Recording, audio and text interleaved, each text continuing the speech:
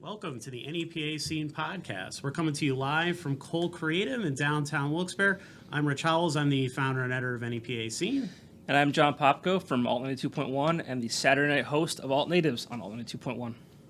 Tonight we're here with the award-winning Scranton journalist, columnist, author, and former radio talk show host Steve Corbett. Thursday night at 9, he's going to be at the Border Bar in Pittston signing copies and reading passages from his new novel called Red Syrah. So we're going to talk about this gruesome California wine country thriller and far-out literary acid trip, and as well as his long and sometimes controversial career in journalism and radio, Pennsylvania politics, pushing buttons with some of his no-holds-barred views, and much, much more. So we want you to tune in and hang out with us for the full hour. As you used to say, you better listen. We would love to hear your comments, your questions, anything that you want to know. It's no holds barred in the comments as well, so get in there. If you're one of those people who disagrees politically and you're just going to fill it with cursing and whining, we're not going to pay attention to you. So if that's your thing, you triggered snowflakes can go back to your safe space if that's your thing. But we're gonna talk like real men and have a real conversation and have a good time. So please stay tuned for the full hour. We'd love to hear from you. Before we get to the interview, we have some beers to drink, and I did also bring some Red Syrah as well, just so that... and a corkscrew. You brought a corkscrew. Corkscrew's very significant in this book. Oh, well, even better. We're trying to set the mood here tonight of what we've got going on in the novel. Oh, yeah. So I guess we're going to drink from wine glasses. we are. I am forcing everyone to drink from the wine glass, even though we're drinking our usual beers from Beer Boys tonight. You called it ambiance. Yes. Isn't that the word you used? I think it is. Yeah, ambiance. I think is that French? Yes, I think so. And growler, I think that's plain English. Yes. These are crowlers. Oh, I'm sorry. I apologize. Crowler. Crowler. So Because it's they like, are cans. they're not quite growlers. I like crowler better. Yeah, well, I mean, it's bigger than a can. Nah, Well, I mean, it's still a can. You get the idea. I get it. Yeah. Can and growler combined I to see. form crowler. Gotcha. Yes. And So what do we got tonight? we got Cider Boys Strawberry, Okay. Robin Hood Raspberry, and White Rascal by Avery. Oh yeah, I think we've had that before on the show. It's like a white Belgian, I think. That's what it sounds like, yeah. Yeah, So, yeah.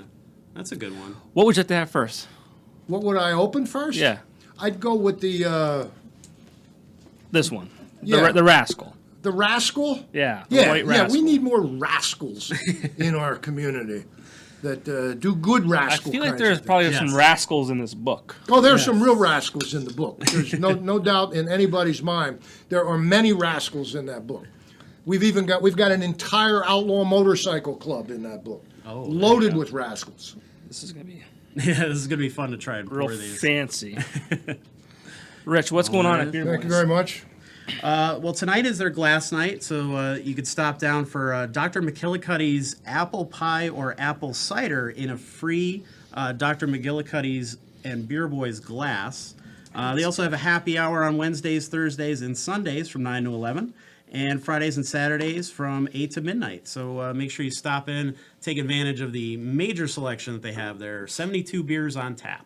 So you're not going to find that anywhere else in the area. What do we think of this one?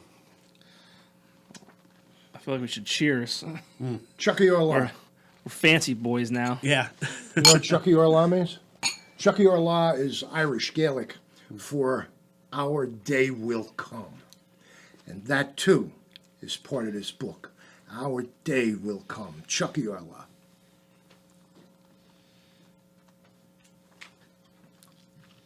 Tastes exactly. that's good. Yeah, that's like It is good. the Belgian white. Yep. That's exactly what I thought it was. It's. I think we've had it on the show before. It's quite good. We also want to plug the V Spot, one of the most popular bars in northeastern Pennsylvania. Live entertainment every night of the week. This week they have the Lightweight Duo on Wednesday, Dustin Douglas on Thursday. Don't miss that guy. Molly Pitcherpath on Friday. Flaxie Morgan on Saturday. And DJ Huff is hosting karaoke on Sunday. And our NEPA Scene Rising Talent open mic is every Tuesday as well. You guys know the drill with that, but you should stop down. We have 2 more weeks in this month. You can qualify for the prizes. You can also vote for your favorite act now at nepascene.com/risingtalent. So make sure you go and put your vote in. We'll be starting the vote for October in a couple weeks too.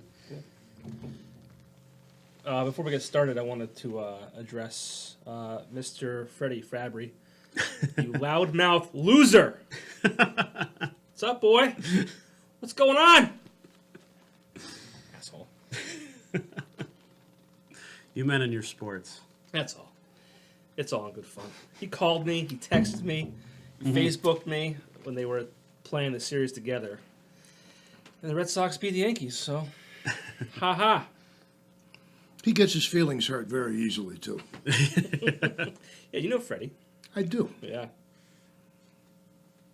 I do. That's all I said. I figured it was appropriate to bring him into the conversation. Absolutely. Yeah, where is he? Usually he's in the comments. Yeah, usually he's in there. How you doing, Freddie? All right, so you've been a public figure in local news media and radio for I have. many years now. Decades. But what have you been up to over the last year?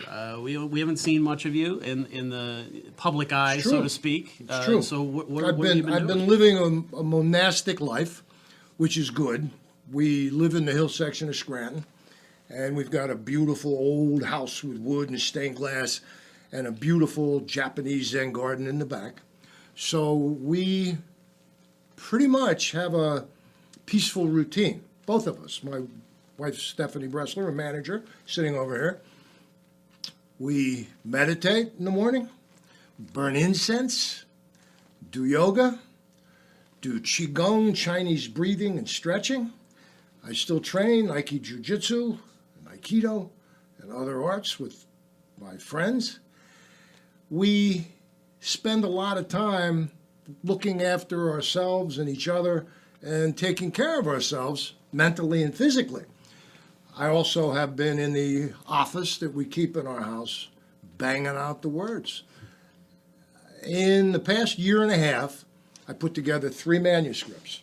Wow. First was a memoir, nonfiction, about journalism, because I've had a lot of experiences over the decades as a journalist, including getting charged with a felony here in Wilkes-Barre for doing journalism in America, which was pure government retribution against me and my bosses.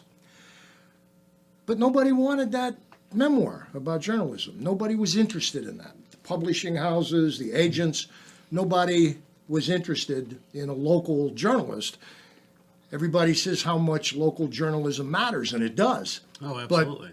But at the highest levels of the publishing industry, they're not interested in a local journalist. So then I sat down and I wrote a novel, fiction, about the 2016 presidential election. I called it Paddy's Day in Trumptown. It was about the Irish and how the Irish in Wilkes-Barre contributed to putting Donald Trump into the White House. And I incorporated a lot of issues into that novel that I believe were relevant at the time of the presidential election in 2016, including racism, which was high on my list of priorities in terms of how people dealt with the election.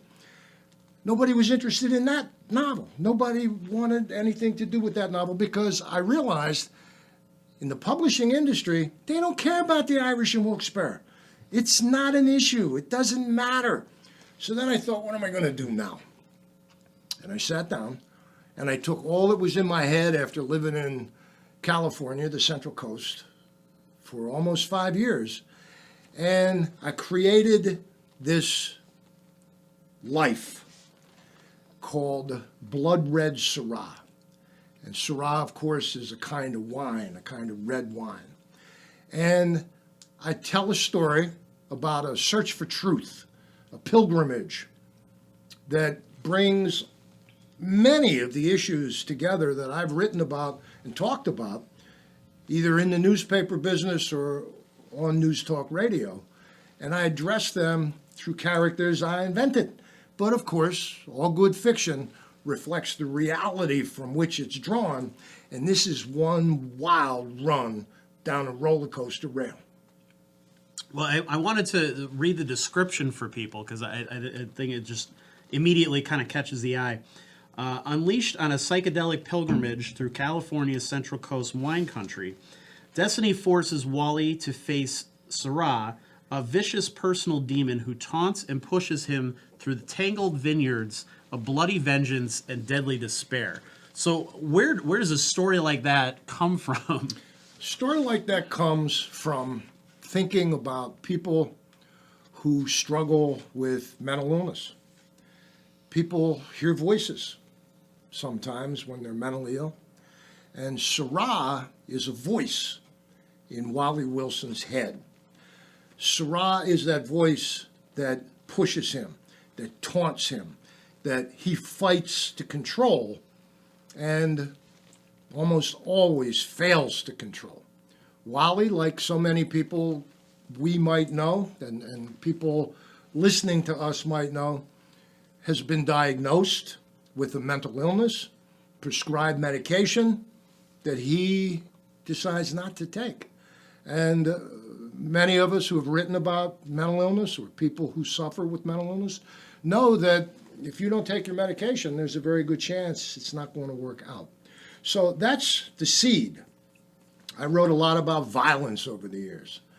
The violence that sometimes erupts, not from most mentally ill people, but from some. And the violence that then erupts within the society in other ways. I have an outlaw motorcycle club called the Crushers. They're in there. They're very violent people. I have animal cruelty in there. That's very violent and ugly. Domestic violence. I've written a lot about domestic violence over the years. Substance abuse. In California, marijuana is now legal as a recreational drug, and so I write about some real unhinged pot farmers who have a militia. They don't want to get involved in paying taxes. They want to grow their wild weed, and that's why they're the weed eaters. I got them.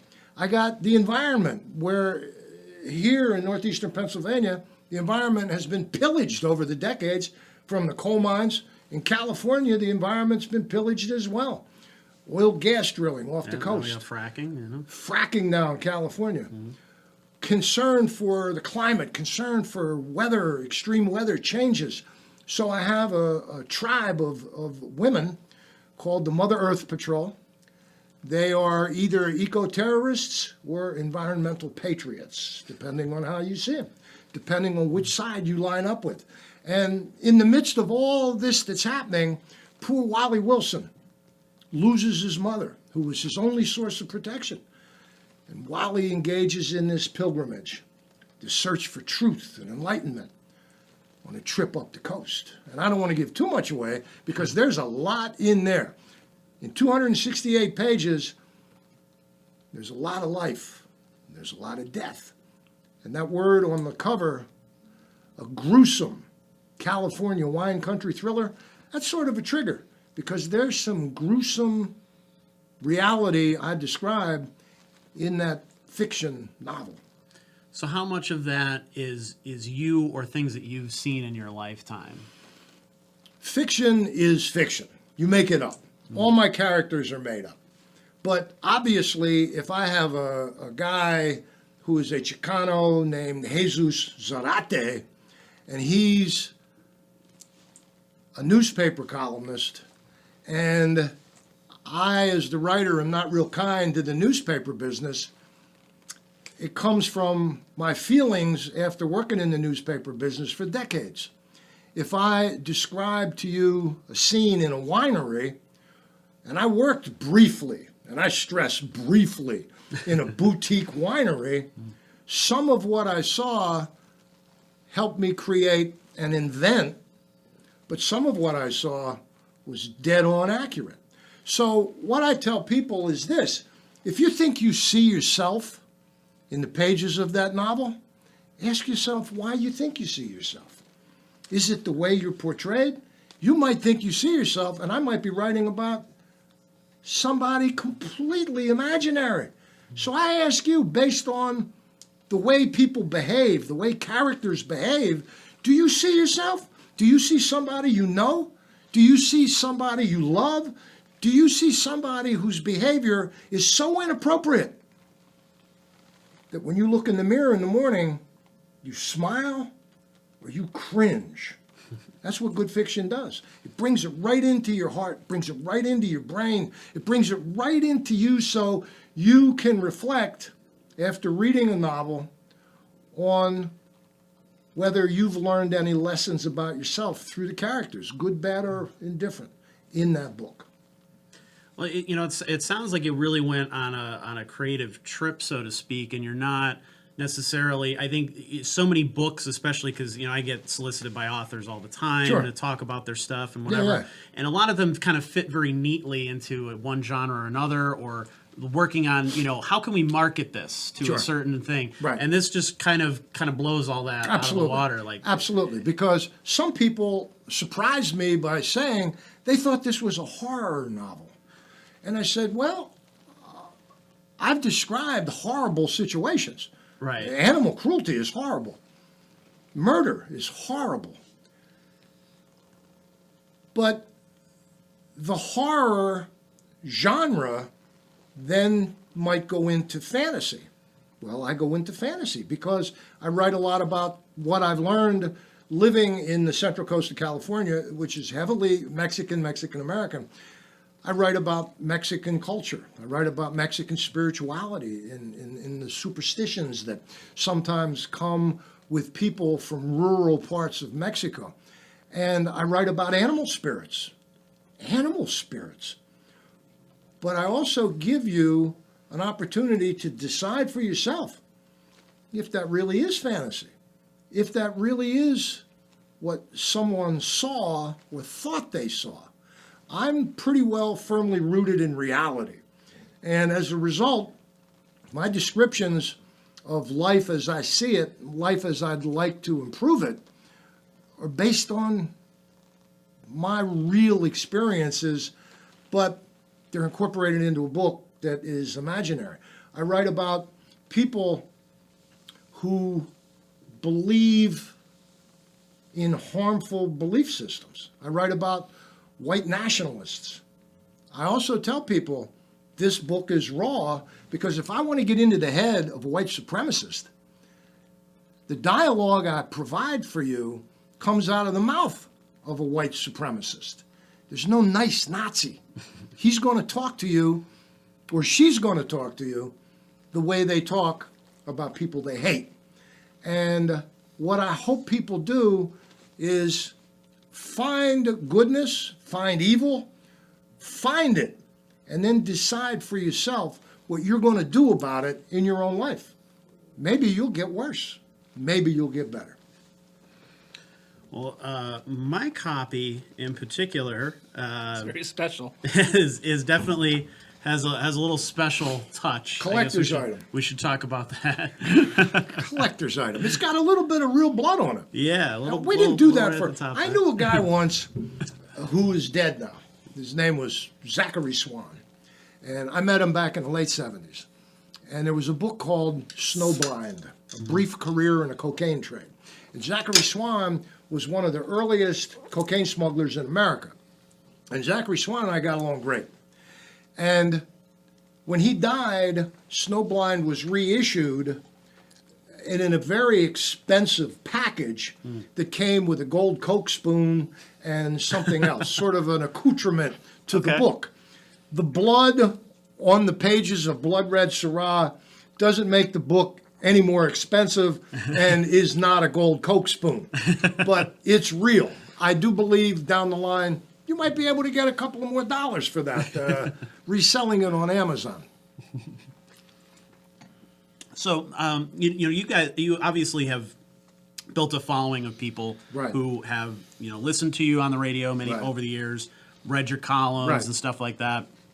Is this for them? Is this something that they can get into, or is it kind of a completely different mindset from that? It's a good question, because it's not a book that a lot of people who know of me would expect me to write. Right. People who really know me know I lived in California for about 5 years, and my experiences in California, from covering the Michael Jackson trial, Michael Jackson's Neverland is in there, to covering the Hells Angels, to writing about gang violence.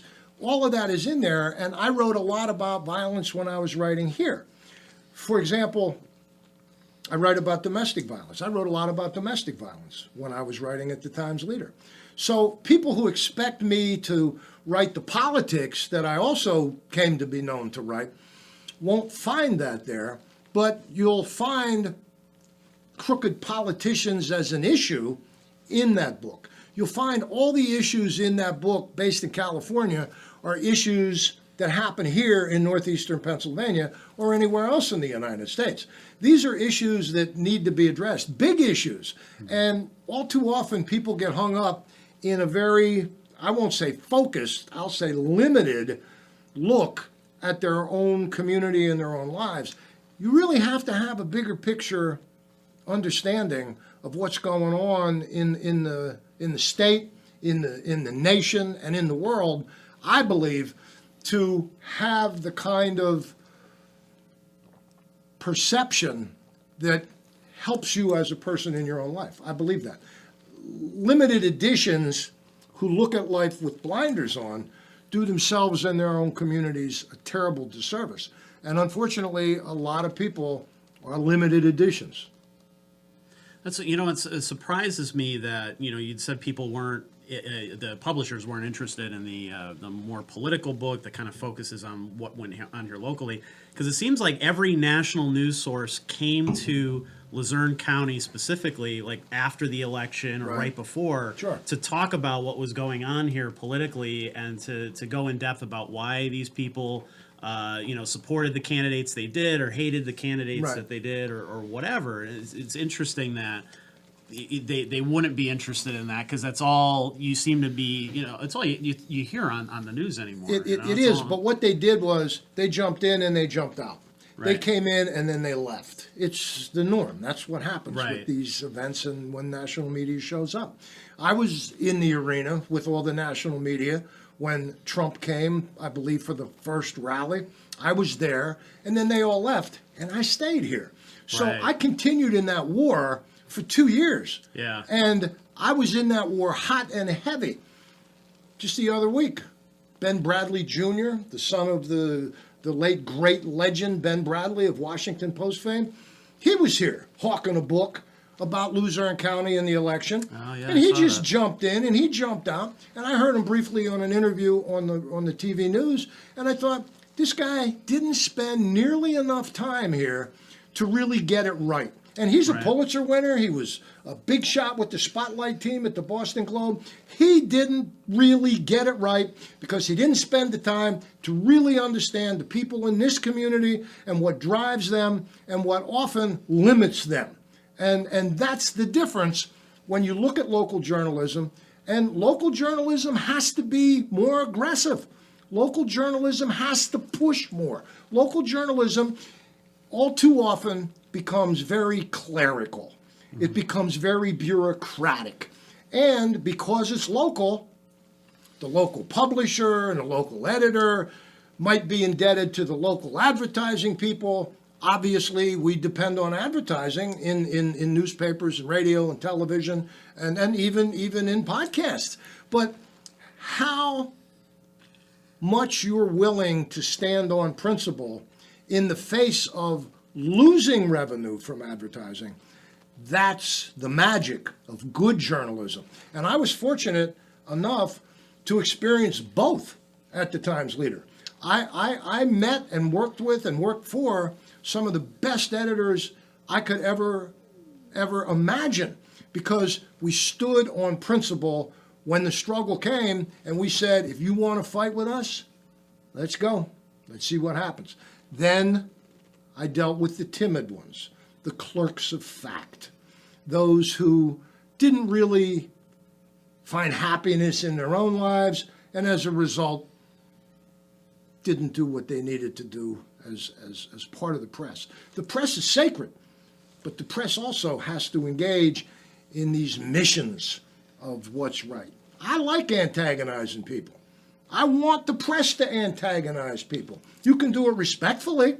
Sure. You can do it creatively, but get out there and beat the streets and bang on doors and don't kiss up to the elected officials. Don't do that.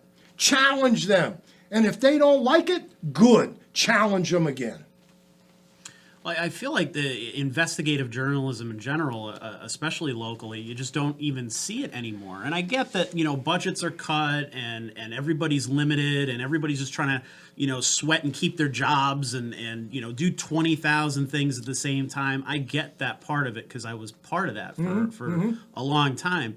But I feel like it's gotten to the point now where they just let the corruption happen, and then they get to stand up on a little podium and point down and go, see, look at these bad guys and look at the bad things that they did. And it's like, but you as a journalist should have done something about that before it got to that point. That's right. You should have been the one to point it out years before the courts got involved, the police got involved, the FBI gets involved, or anything else. I feel like it's by that point, it's like it's very easy for anybody to just say, oh, yeah, they're the bad guys, and that's it. We just went through this whole business with Brett Kavanaugh, the new Supreme Court Justice, with all the hearings. Sure. We just went through revisiting Anita Hill and what was done to Anita Hill when she brought accusations against Clarence Thomas back in the early 90s. Stephanie and I have talked. In the aftermath of Anita Hill, one day I was on Public Square, and who did I see coming across Public Square but then Senator Arlen Specter, who's now dead. Yep. And Arlen Specter could not have been more vicious and more unfair to Anita Hill than he was. And I thought, good, you're in my town now, Arlen Specter. And so I made a beeline to Arlen Specter, and I always had a tape recorder, which goes to when I got arrested, but that's another story. And I took my tape recorder and I stuck it under Arlen Specter's nose and I said, Senator, are you now willing and ready to apologize to Anita Hill? And he stiffened. And I could see it. I could read him easily. He didn't know what to do.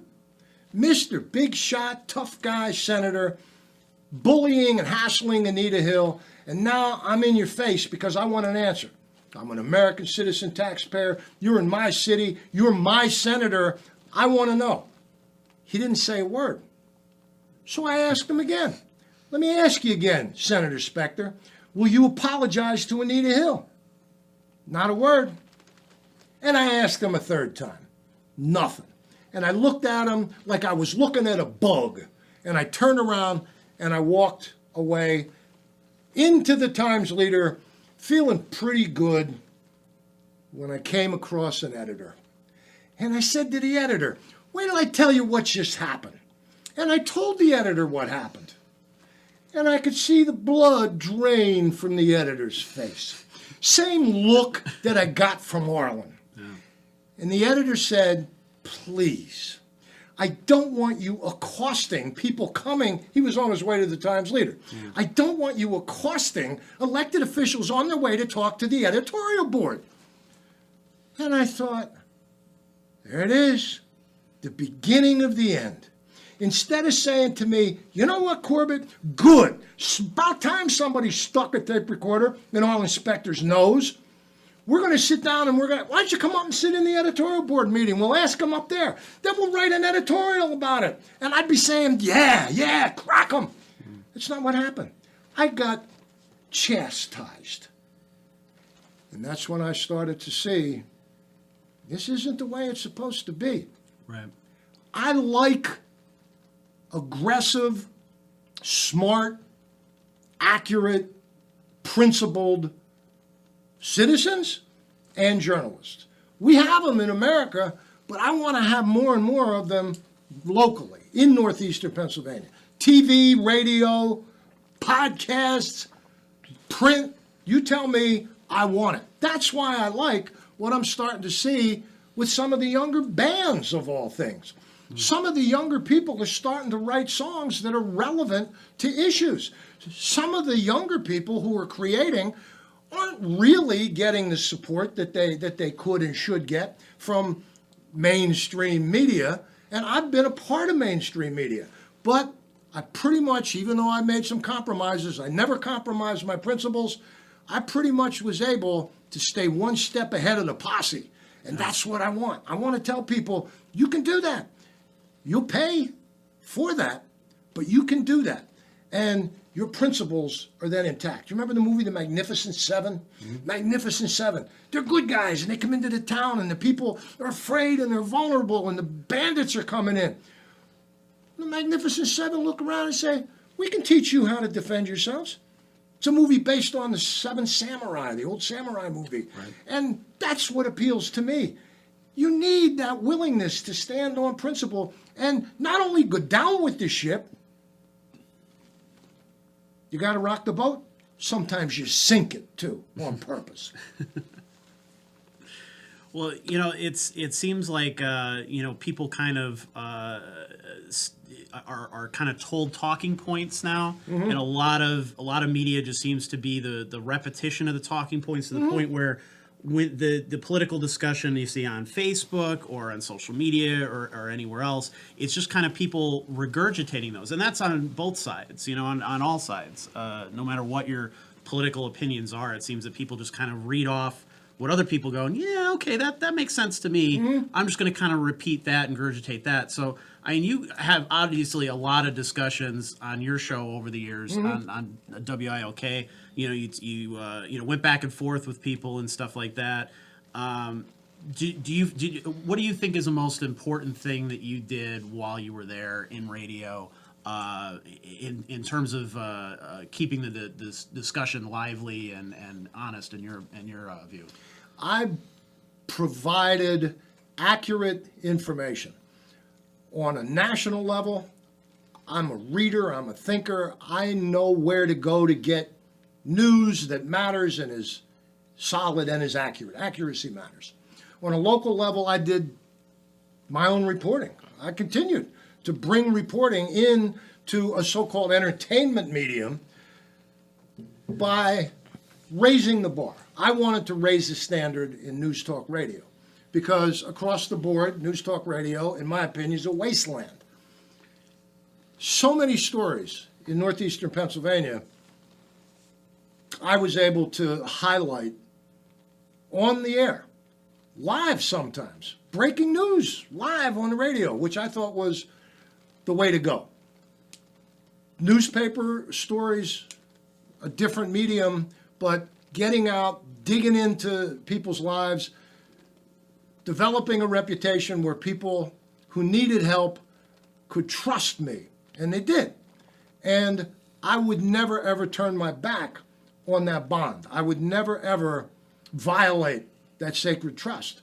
There is a public trust, but all too often right now what I see are people who are afraid to leave the newsroom. They do everything with devices. They do everything with quotes that are emailed in rather than climbing the stairs and banging on the door and asking people questions about their lives where you can smell the food they're cooking, you can sense peripherally what's happening when they open the door, and you can see in an apartment. You can feel it. You can read body language. You can smell it. You can taste it. You know it. You can't get that with this interpersonal distance. It's very much a talking head sort of thing, where people are kind of selling their personalities, mm-hmm. and people just say, okay, I align with this person. So you just hear them spout things for 2 or 3 hours, and a lot of times they're citing a dozen different sources, or not at all. They're just kind of saying what they think about the news, but not necessarily saying where that news is coming from. And that I think is such a problem of the breakdown of information, because none of this stuff is cited and nobody's actually going out and really talking to these people. They're taking quotes from other people's interviews and throwing them together as an opinion. You do it right here. We're live as live can be. This medium is exciting because it's volatile. Right. This is volatile. And this is the kind of medium where live volatility can erupt at any moment. I would love to sit with the guy. I saw a New York Times story a month or so ago about a guy. He was a neo-Nazi and he was a right-wing reactionary. And I thought, I know this guy. Well, then it dawned on me. I had him on my radio show. Same guy that the New York Times eventually got to 2 months later, or a year later. And when I had the guy on the show, it was live. You couldn't see it, but you could hear it. And I started asking him questions about himself. And then I thought, I know exactly what I'm going to do with this dude. And I started saying things to him like, yeah, you got a lot that you can do. Your kids are in school. Are there Muslim kids in that school? Well, no. Well, but they might be in that school one day. Yeah, they might. I thought, I'm walking this guy down the road because I want people to really sense who and what he is. Now, some people might criticize me because eventually I had him agreeing with this suggestion. Well, maybe you can do this, man. Maybe if the Muslim kids move into your community and go to your kids' public school, we don't really know for sure who they are. Maybe they could wear badges or stars or something. Maybe, and he's saying, yeah, maybe they can wear stars, the Muslims. And I'm thinking, I just walked you right into the trap because that's where your head is. But somebody would say, well, Corbett, you planted that seed. Well, I did plant the seed, but the seed wouldn't blossom unless he wanted it to. And I ended the interview by saying, maybe you can come down and burn a flag here, or bring a Nazi flag down here. Yeah, maybe I can. And when the interview was over, I laughed, went right to a commercial, and I thought to myself, that's a dangerous guy. Right. But I was able to show you how dangerous he was because he wasn't really sure if I was on his side or not. I was bringing him out. I was talking to him about these issues. Mm-hmm. But I was making him feel comfortable so he could be the Nazi he always was and always wanted to be. Right. I listened to that interview not long ago, and I thought, that was good.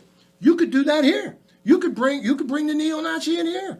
And people would criticize you because they don't want to hear from him. I say back to the book, you got to see it, you got to hear it, you got to face it, you got to know it. If you're ever going to do anything to diffuse it, you don't become a bomb expert by just picking it up and giving it a shot. You learn what a bomb is, how it explodes, when it ticks, what it means, and then you're prepared to handle it. When I write about racism, when I write about bigotry, when I write about all the issues I write about in Blood Red Syrah, I got to give it to you. I got to describe it to you so that you then realize your opposition to that cruelty is reaffirmed. And now after reading that, I have a second wind, and I want to maybe get out there and deal. So you're kind of primed for something else now at this point. Did you want to, I know you had some questions that you wanted to jump in with too. I didn't want to monopolize the whole conversation. You guys were in a good good thing there. Have some beer, though. Okay, that's the Cider Boy Strawberry. Strawberry beer, huh? I'm just asking. It's a little fruity. Well, strawberries play a big role in Blood Red Syrah. Absolutely. Because we lived amid the strawberry fields in central coastal California.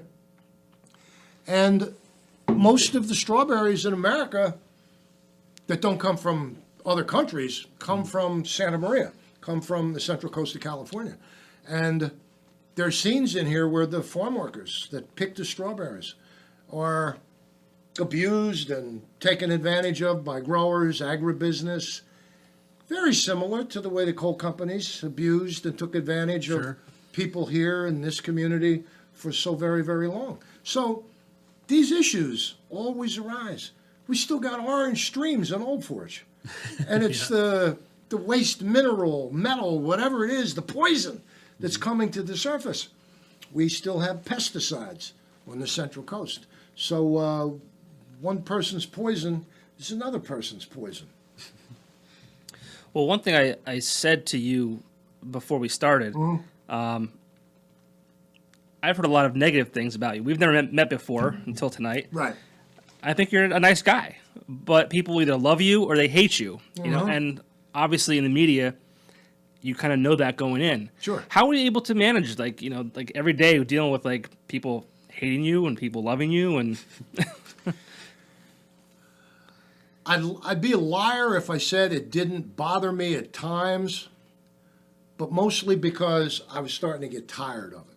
I was starting to believe I was wasting my time. I can argue with the worst of them.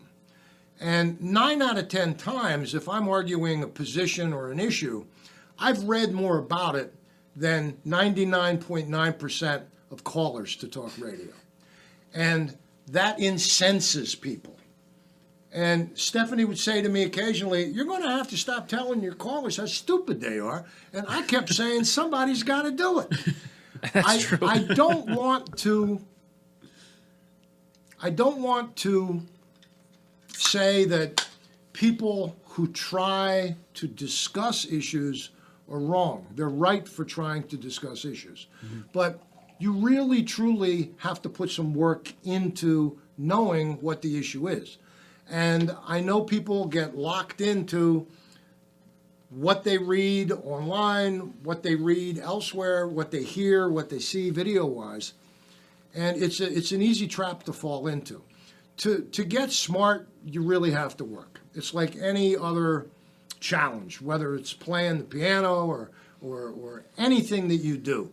You have to train, you have to practice, and opinions often are engaged in by people who don't train and don't practice. And I believe if you want to be taken seriously, you have to put some time and work into it. But it got to the point where I would say, this is a strawberry tasting beer, and somebody would say no. And then I'd have the makers of the beer say, "Yeah, we made it. It tastes like strawberries." And then they would get angry and say, "I told you no, it doesn't taste like strawberries at all." And that gets old. That gets tiring. But sometimes people hate me because I do take sides they disagree with. I would always be willing to talk with somebody until you started to insult me personally. Then I'll rock and roll with you. Then we'll jam. That's okay.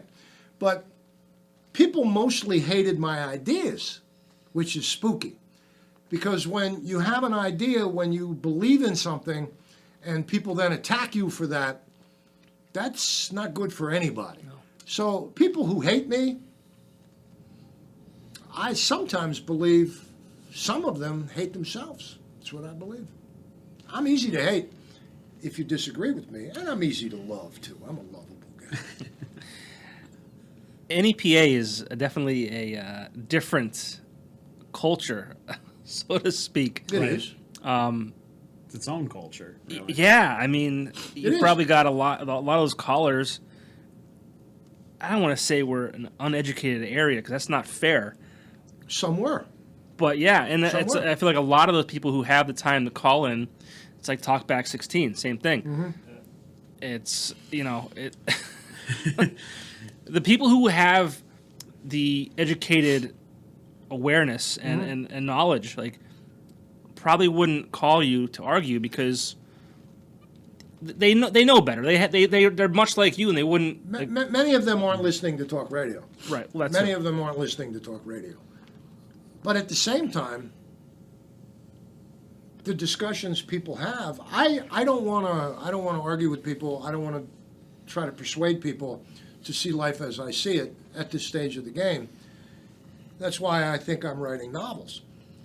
I lay out the story, you see what you can see, and you decide what you can do. Right. Talk radio is an antagonistic medium, but what's interesting is money's being made from that kind of hatred and animosity, and that's sort of reprehensible across the board, whether you're a national talk show host or a local talk show host.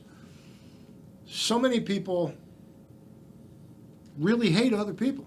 We live in a community, and I wrote as much about racism in northeastern Pennsylvania for 17 years as a newspaper columnist at the Times-Leader, well before I got talking about the Trump election and the racism inherent in his supporters and in his positions. I called Wilkes-Barre, pound for pound, This is 20 years ago. Pound for pound, the most racist city in America. Because I was constantly writing about a teacher that would call a kid this or rub a black kid's head for good luck or what? Where did this come from?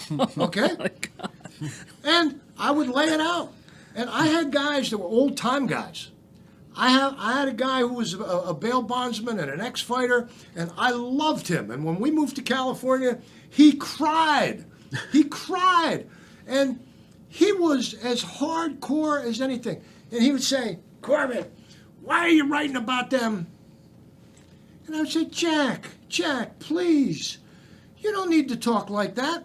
And he would just keep it up and keep it up. And one day I said, okay, I got something for you. You're a staunch, practicing Catholic, correct? That's right. You're a man of faith, a Christian who takes your faith seriously. Yeah, what of it? Well, you know when you tell me you don't like me writing these columns about black people? Yeah, because I don't. I said to him, Jesus was black. He said, what? I was just pressing buttons. And when you die, you're not going to get into those pearly gates. You're going to go straight to hell, and they'll put you in a suite with nothing but Black Panthers. Oh, get out of my... But I could laugh and have fun, but at the same time, I knew at his core, he was a hateful, vicious bigot. And I grew up with people like that. I know that. I know the white working class. I know when they get screwed. I know when they don't get what they need to get. But a whole lot of other people are getting screwed and not getting what they should get. White men are upset. Oh, I'm a victim. Oh, come on, man. You're a victim. But you got to fight for what you believe in, and you got to stand up for yourself, and you got to stand up for other people. I would always and will always get involved. I don't care if it was a street fight where I thought somebody was getting pounded, or a group of people mocking and laughing at someone with a disability or someone who's gay or whatever. We live in a rough community. Northeastern Pennsylvania is a rough place, but there are lots of rough places all around us. I think the more we really truly talk, then you determine whether you are that bigot. The ones I find most troublesome are the obvious bigots who tell you they're not bigots. Mm-hmm. Wait a second. I go back to the people I was able to get along with. If you're a Klan guy, you tell me exactly where you are, like the white nationalist. There was no doubt in anybody's mind where he was. I can at least deal with that. But if he'd say, no, we're really, and this is where the kinder, gentler Klan, no, we're open, we just, come on, man. Then you're not the Klan. Then you're Klan light. Who wants that? Who wants that?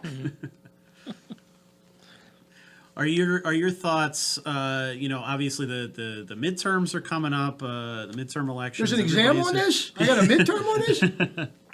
People are, as hot as ever talking about this stuff. Is that stuff on your mind now, or are you kind of in a different... Oh, no, it's on my mind. It's on my mind.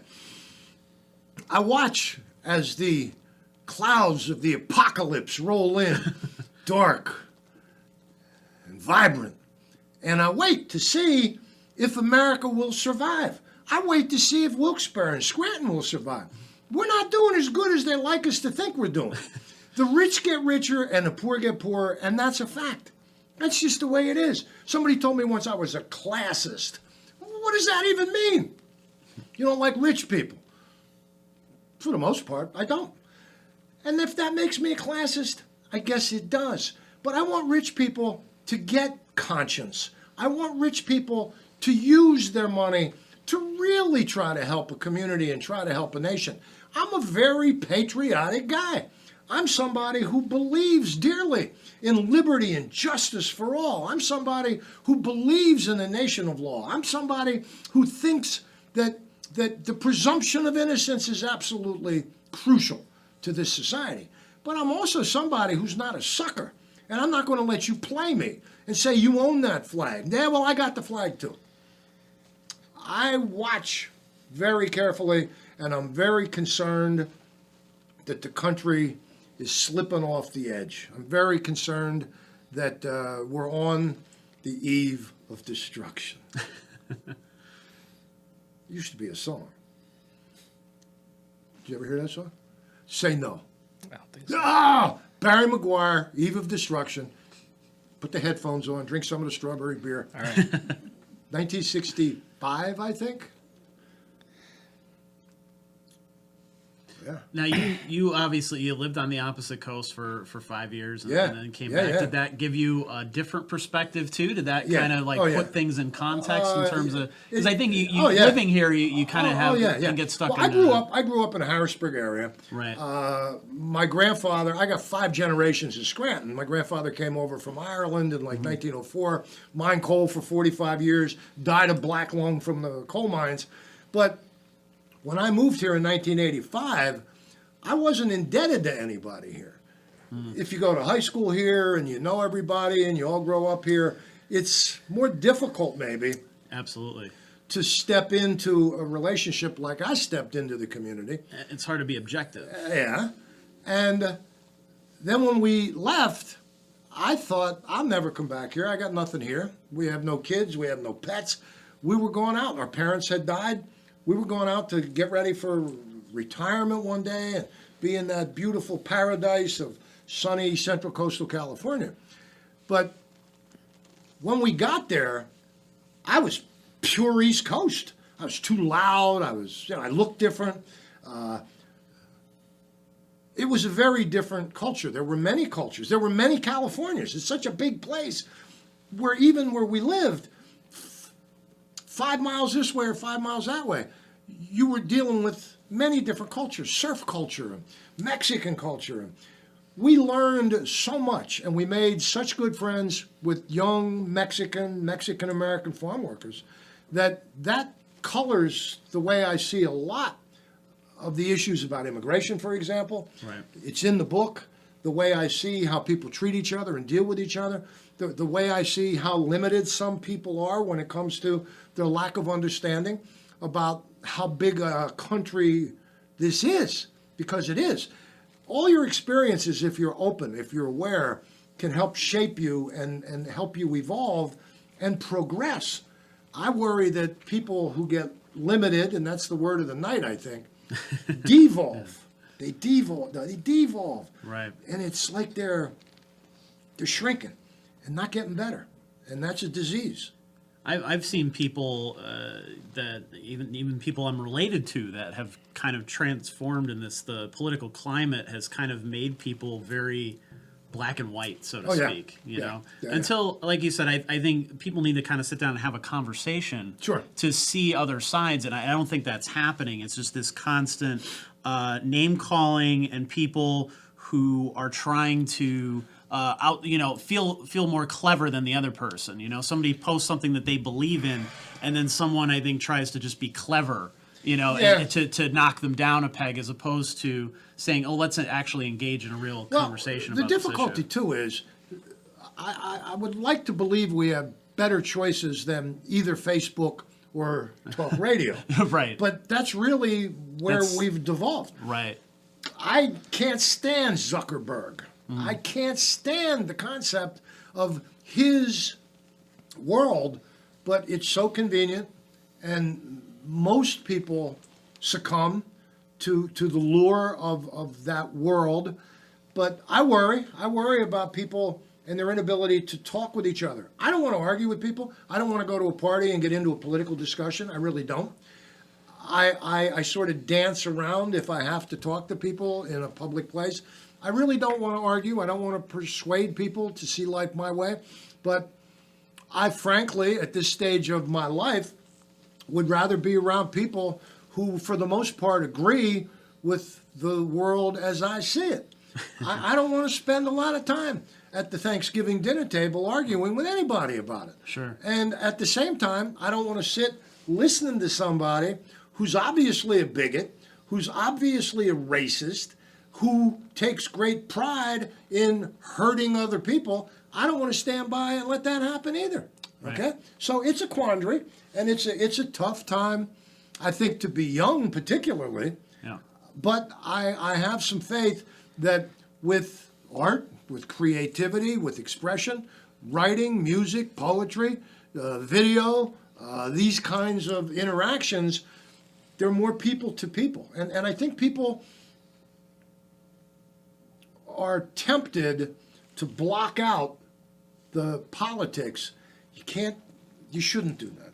But you'll have to figure it out for yourselves. I tend to do that Yeah, it's easy to do.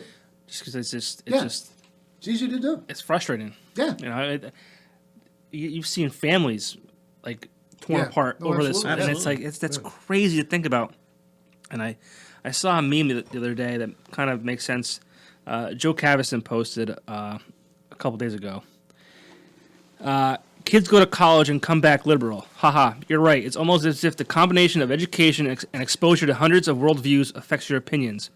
If I were you, I wouldn't be proud of your son who dropped out of college and just votes for the most racist candidate, Karen. I thought that was funny. It's true, perfect example of exactly what we were talking about, and because I knew it would come up sooner or later. A guy in the comments who's calling himself Yogi, even though it's not his real name, and using a Yogi Bear, as his profile picture, going on about Hillary and this and that, and it's like, dude, it's the exact same. This is exactly what we were just talking about in the conversation. If you were actually listening. This is what it devolves to, where you feel like, oh, see, I called that Hillary was going to lose, and so I'm right and you're wrong, and that's what it devolves into. That's the problem. It is, and people get hung up in their own limited worldview. I didn't know Hillary was here tonight. I didn't know Hillary had anything to do with any of this. I know, right?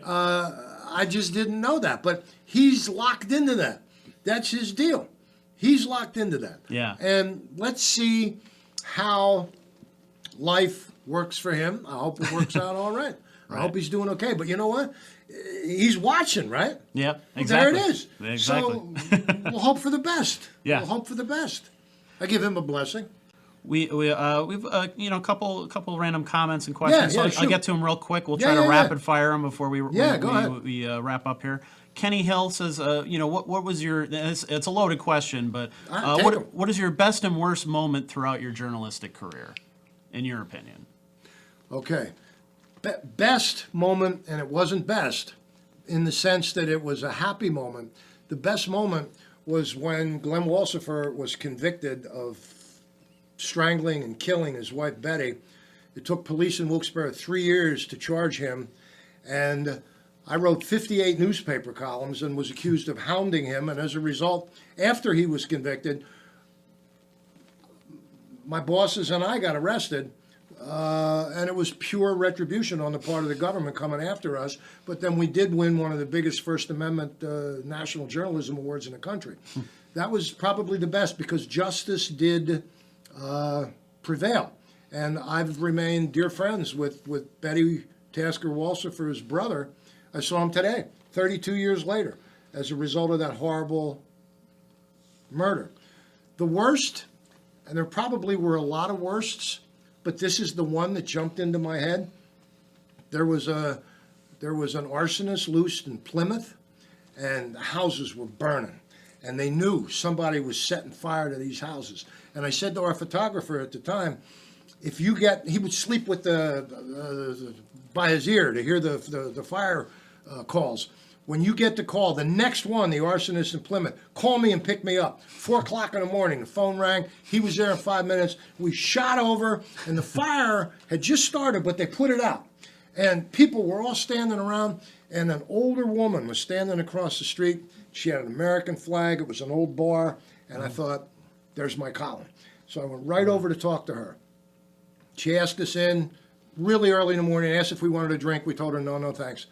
And she talked about her fears. She talked about living there and the arsonist on the loose. I came back. I wrote that column, picture of her outside the bar with the American flag. And the very next day, the dude burned her house down, and she almost died. And when I heard about it, it was obvious. He saw the story I wrote about her, right. And he went and he burned her house down. And I drove right over, and I got out of the car, and her son went crazy when he saw me. And I thought, he's got every reason in the world to really hate me. And I turned around, I got in my car, and I drove away. But I'll never forget that. And when they caught the arsonist, I thought, I'm going to go over, and I'm going to say to that guy. And then I thought, you know what? If I go over, when this guy gets out, he'll burn somebody else's house down because of me. So that was a bad one. That was a bad one. Yeah, That's 25 years ago. You can never know. You No, know? no. That's crazy. Brian Walsh, who he said that you were looking for the absinthe. You know, where's the absinthe? He said, now that you're not tied down, tell us any pot growing stories from California, or do you have any pot? Stories in general? No, I haven't smoked a joint in 35 years. Wow. And we're going to California. We're doing a 2-week book tour, first 2 weeks in November. Yeah. And it's legal in every way, and I'm not going to use any drugs, although with all my stiff joints, a little salve or oil maybe, but I doubt it. I doubt it. I live a different kind of life now.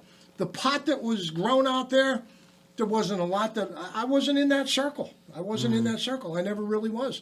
But like I say, for the benefit of the record, I haven't smoked a joint in 35 years, and probably won't if they ever legalize it. I'm in favor of decriminalization, medical marijuana, and I'm really close to saying just let her rip. But I worry that too many people are just going to get too stoned, and maybe if they listen to Frank Zappa, maybe okay. Tim Dugan says, miss this guy, he needs his own podcast. So would you ever consider something like that? No, that's where all my energy goes. My energy's going into this book, and we have about a year that we can talk about this book and the lessons in this book. Then I got another one that I'm thinking about doing called Mafia Beauty Queen. And then I got one that I already started called Hoochah Weed Express. And Hoochah weed was the most powerful strain of reefer that ever existed. And it was in California, and it's in the 1800s. And when the stagecoaches stopped running because the railroads came in, Right. I got an ex-stagecoach driver. They load the stagecoach with Hoochah weed, and they make the first coast-to-coast drug run across the country. And I got buffalo in it, and I got Chinese culture in it, and opium dens, and I got gunfighters, and it's an old West Western, the Hoochah Weed Express. So all my energy's going into all this, but I'll still be there if anybody needs me, because I won't let anybody down who needs help, who I can help.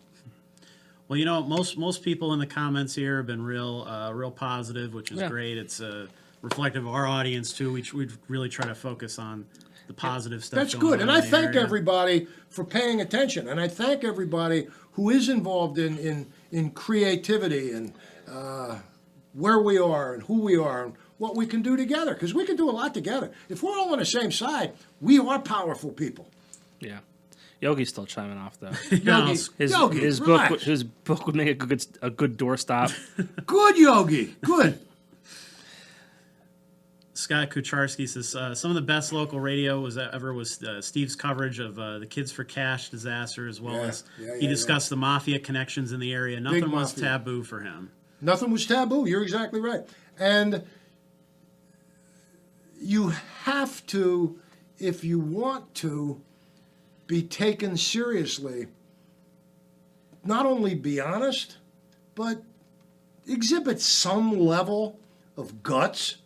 Right. Be willing to face off against the firestorm at some point. And that's why I say it. I wasn't kidding. Not only do you have to rock the boat, sometimes you got to sink it. I mean it. Well, you're doing the event at Border Bar tomorrow night. Border Bar tomorrow night, 9 o'clock. I'm going to read from the book. I wrote 2 crazy songs based on the book. And I got a heavy metal band that tells me they're going to do the first one, called Red Syrah. And then I wrote one called Syrah's Siren Song. And I'm thinking maybe there is a haunting female voice who would be willing to take a run through those lyrics.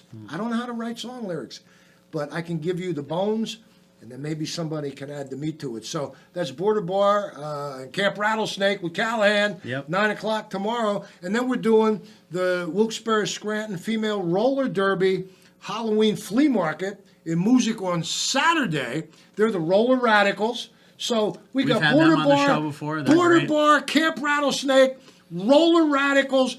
Who can ask for more than that? Do I want to go back into some bureaucracy with these dull clerks of fat who are afraid of their own image in the mirror? Oh, please don't offend the advertiser. Come on. Well, that's actually a question. Obviously, that happened at ILK. Yeah.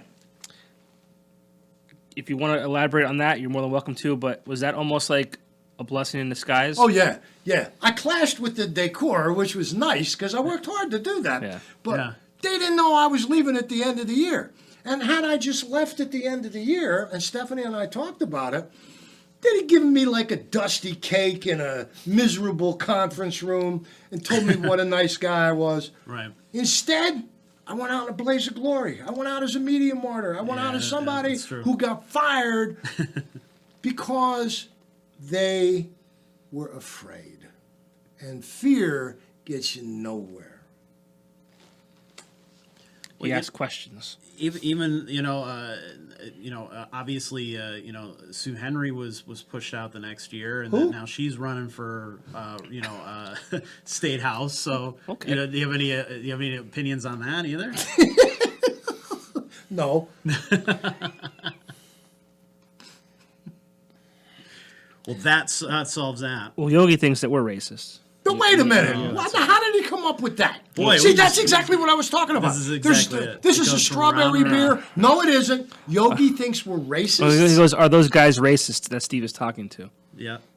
Oh, you guys. Yeah, Oh, Not me. the biggest ones. No, not me. Obviously. Yeah. You can go back in our other podcasts and you can see all the white nationalists we've had on the show and I'm telling you. salute Nazi flags and it's Yeah, it's but awful. there's Just maybe go back there's- in the archives. Maybe and there's take a hope look. for Yogi. Not a lot, but maybe there is.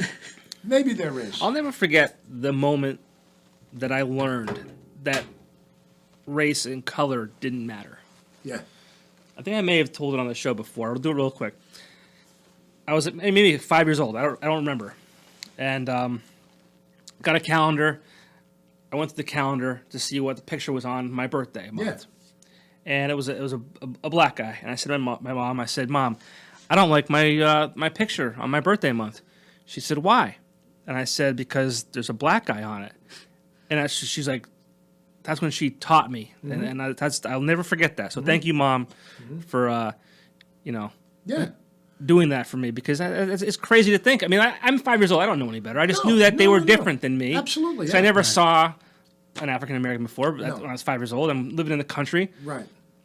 So- Stephanie grew up. I grew up in places we had no black people in our schools, in our communities, rural, central Pennsylvania.